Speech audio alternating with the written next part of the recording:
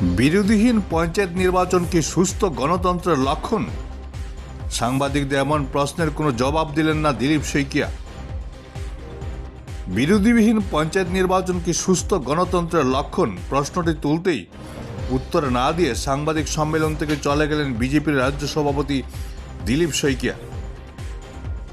গতকাল শিলচর জেলা বিজেপি কার্যালয়ে এক সাংবাদিক সম্মেলনে বিজেপির অসংখ্য আসনে আগাম জয় নিশ্চিতের প্রশংসা করে আগামী দিনের পরিকল্পনার কথা তুলে ধরেন রাজ্য সভাপতি এবং কংগ্রেসকে ক্যান্সার বলে কুক্ষিগত করেন তিনি।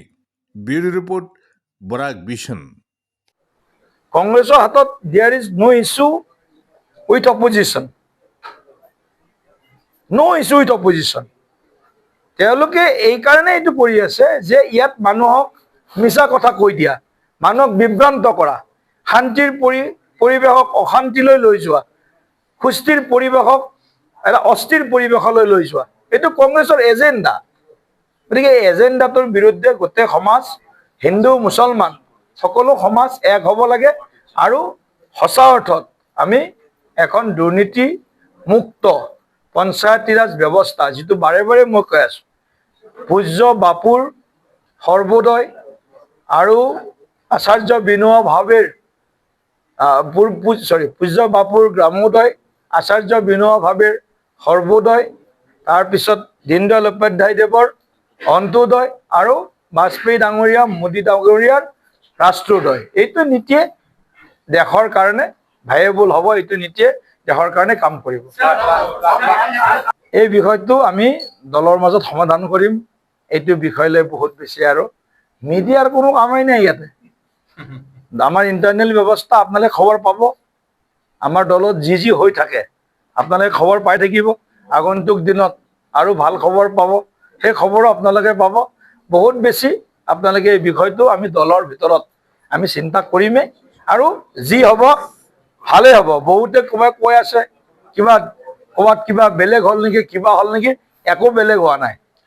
দলৰ নিয়ম শৃংখলা সকলোৱে মানি চলি আছে।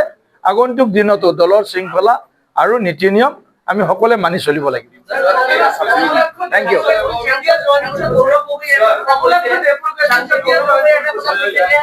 সমলক্ষণে সোধক, এইটো সমলক্ষণে সোধক কেতিয়া জইন কৰিব। তেওঁৰ কাৰণে আমাৰ দুৱাৰ খোলা আছে, দুৱাৰ খোলা আছে।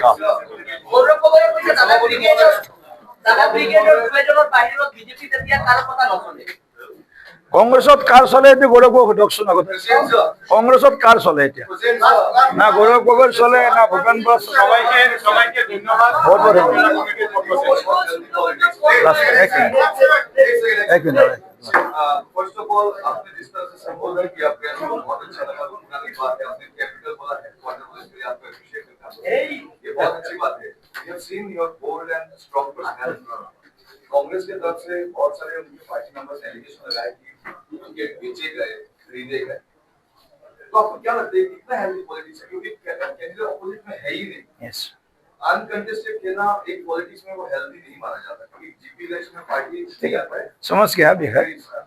एक्चुअली कांग्रेस, यही तुम्हें बोला है ना, डिसेंट्रलाइजेशन ऑफ पावर, जो पंचायती राज का मेन ऑब्जेक्टिव था, उसके अगेंस्ट में कांग्रेस ने डिसेंट्रलाइजेशन ऑफ करप्शन कर दिया है।